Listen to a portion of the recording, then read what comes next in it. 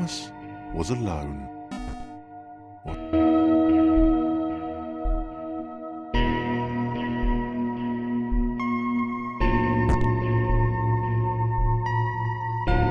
Thomas decided to start listing his observations for posterity.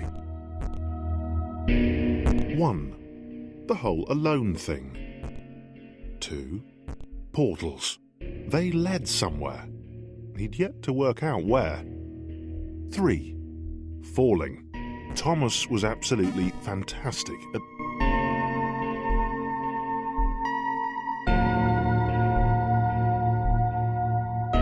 Okay, interesting. Thomas couldn't fall past this block.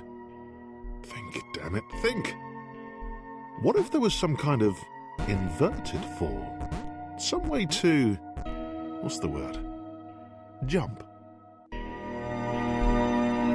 It worked! Thomas had solved the great inverted fall mystery.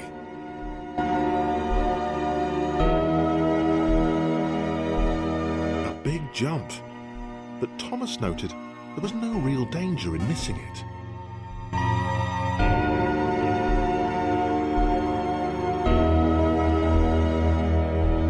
This all seemed a little dangerous. The world was not to be trusted. It was unstable, and it seemed to Thomas that it could let...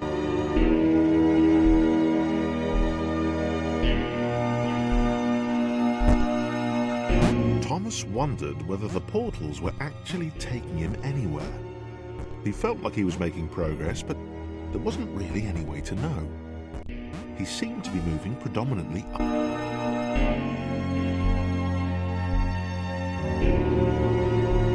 It might have been paranoia again, but Thomas could have sworn the world was becoming more complicated. It always seemed to be one step ahead of his skills. It had been designed just for him. He wondered why. Was the world testing him? No, too obvious.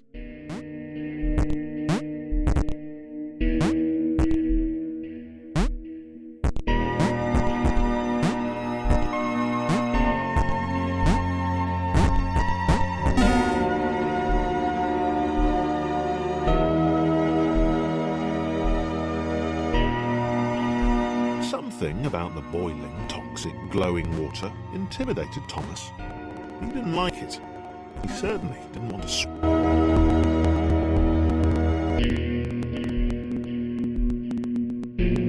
The loneliness was getting to Thomas. No amount of observation or obsessive note-taking could combat that.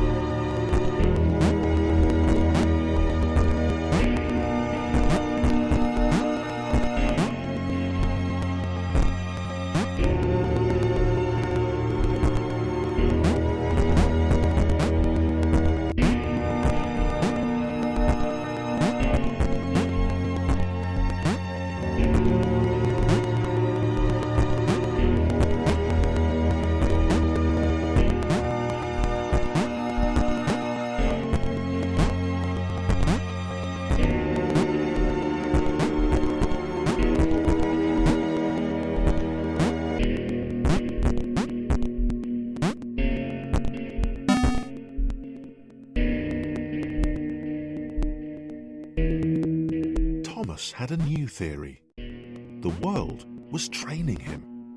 He could feel himself getting smarter. There was the mental list to consider. Over the minutes and seconds since his spontaneous generation, he'd become a pretty skilled jumper. He was evolving. He just wished he had someone to share it with.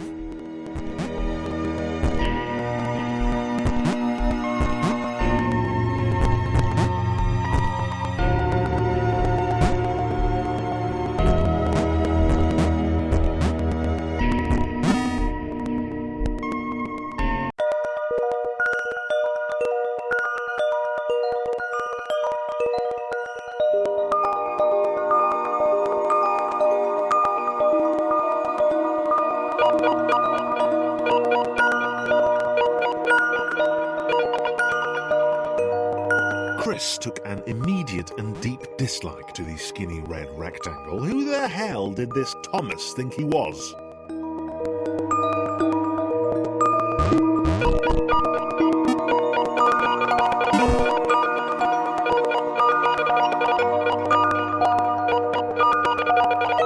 Chris had been doing fine. He wasn't the highest jumper, but he'd held his own. He'd even been graceful at times. Well, not technically graceful, it's probably the wrong word, but, you know, fine. There was that skinny little runt leaping about like he owned the place.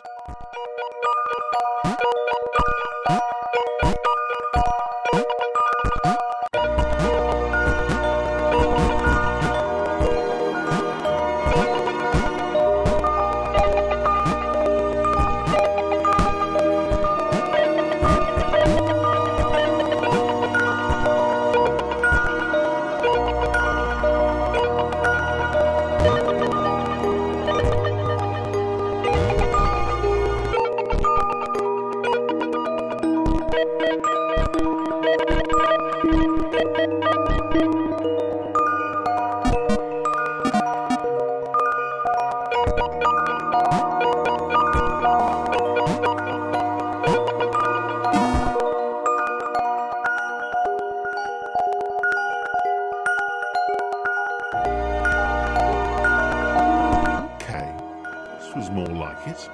The glowy white thing. Only Chris could get to it, which of course made it all the more enticing. What would it do? What new opportunity might this switch open up to him?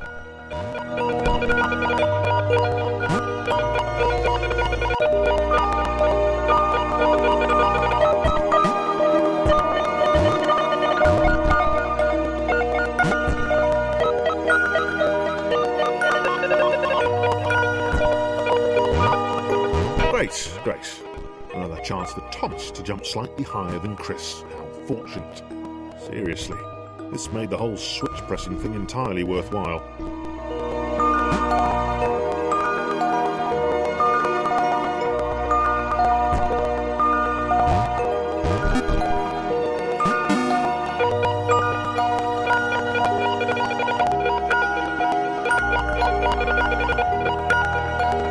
Was this good? Because on the surface, it did not seem good. Chris was pretty scared. Little Red seemed fine, happy to be on his merry little adventure. Chris couldn't shake the feeling that things had taken a significant turn for the worse since Thomas had joined him. Sure, he'd been able to piggyback his way to ever so slightly higher platforms, but where had that got him? Well, to ever so slightly higher platforms, which was sort of his point.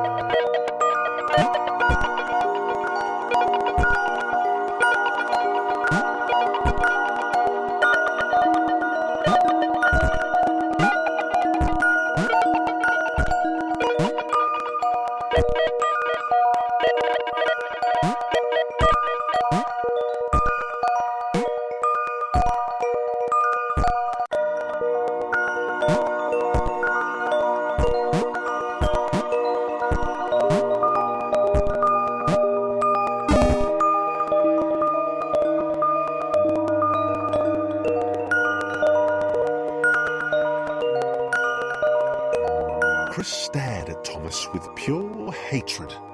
He seemed so very happy at their situation.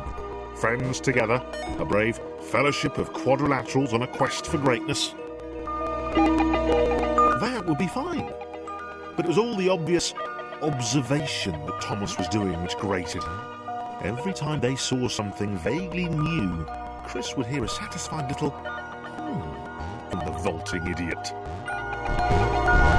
He hoped the next portal would split them up, if only for a few levels.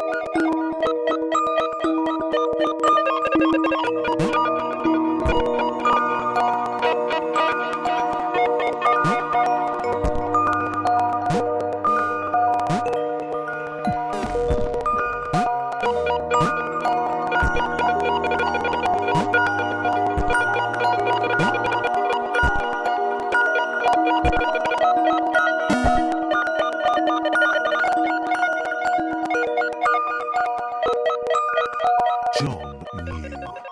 He knew that this was his chance, a moment to shine. This was game day.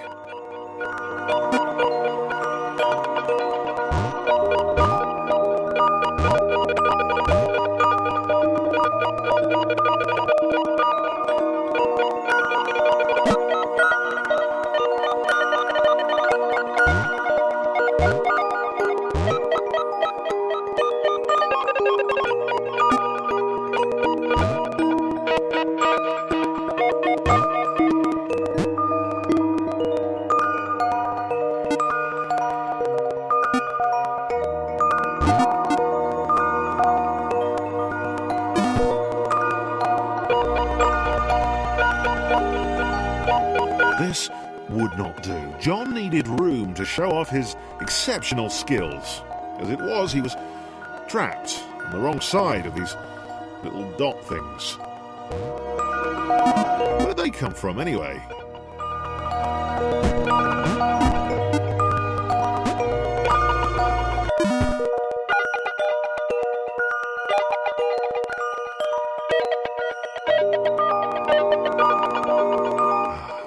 John inhaled the air of the open space, and it smelled of awesome.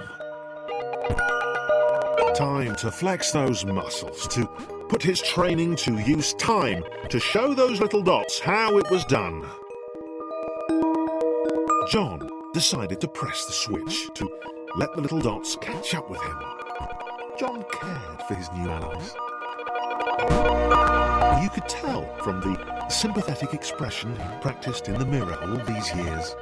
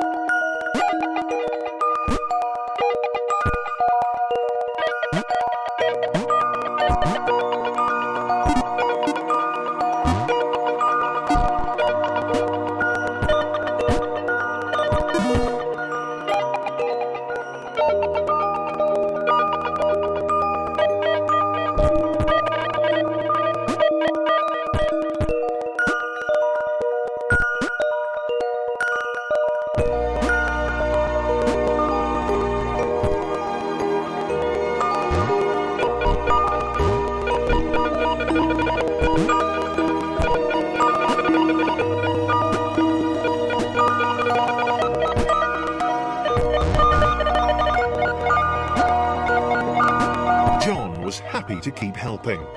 He felt it was important to his image that he was seen to help the little guys.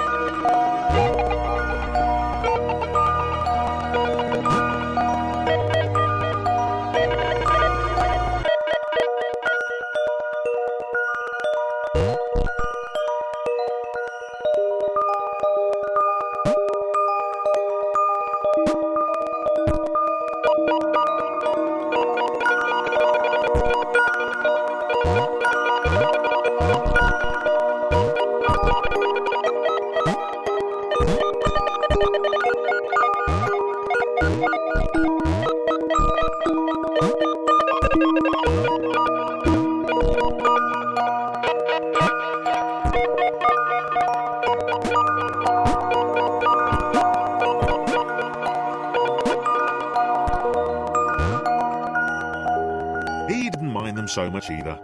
The red one, Thomas, had a charming way of applauding every time John jumped.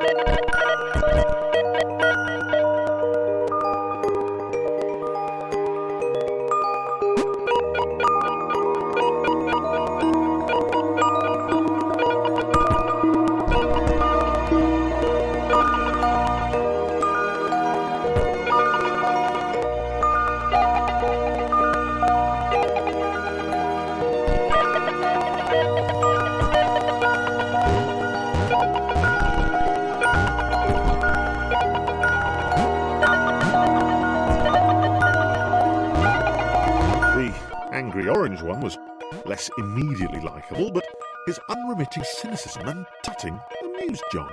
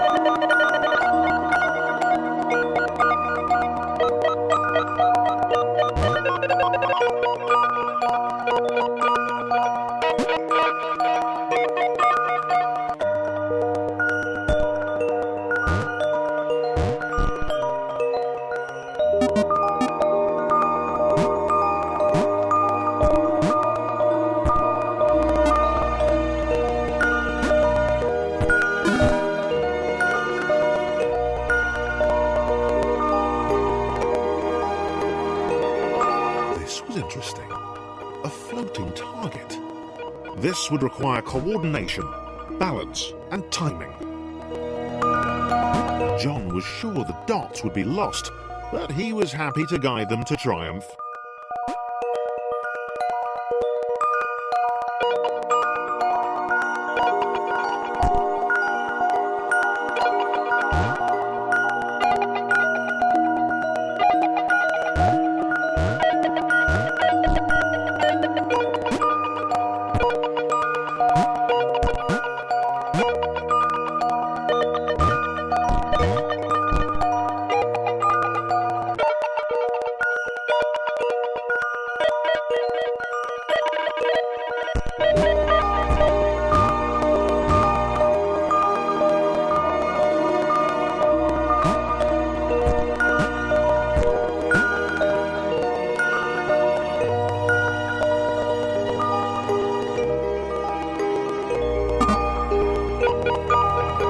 Maybe that's what the dots were for. They were there to extend John's reach, to make his performance even more impressive.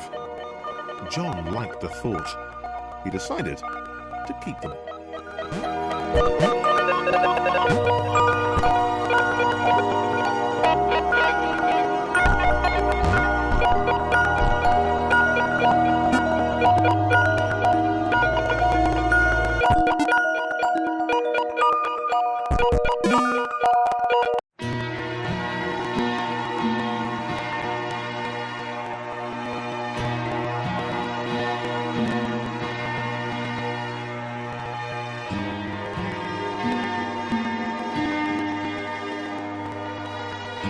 So, this was how Claire would die.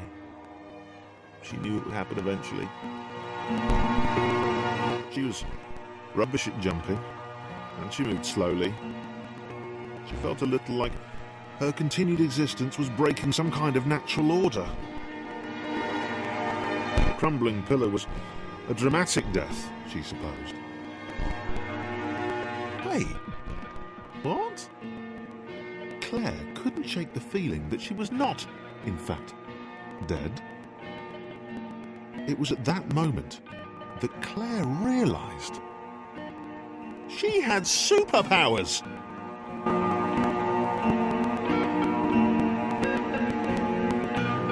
She'd need a cape. There was no getting around that. You couldn't be a superhero without a cape. Claire didn't want confusion. If you saw a cape, that made matters clear. You knew what you were dealing with. Claire was all about communication. And, you know, floating in water, which was her superpower.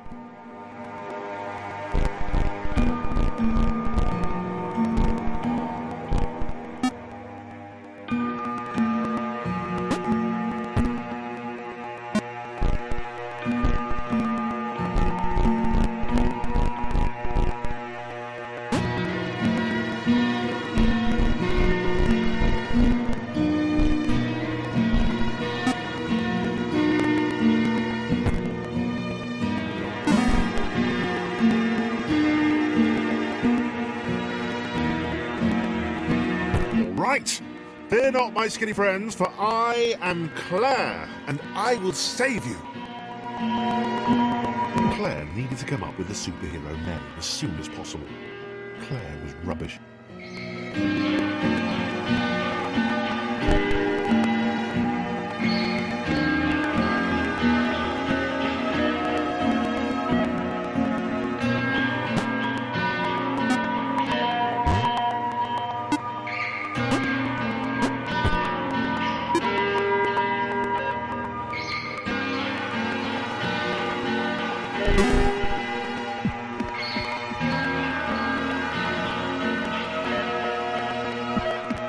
Claire arrived just in time, which was, of course, the perfect moment for superheroes to arrive.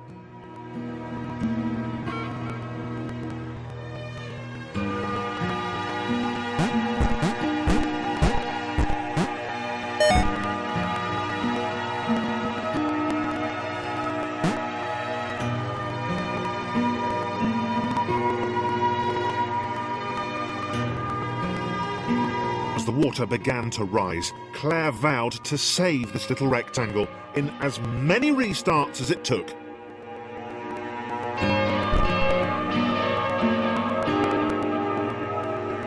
Claire wondered if Thomas would make a good sidekick. Or was she more the lone avenger type?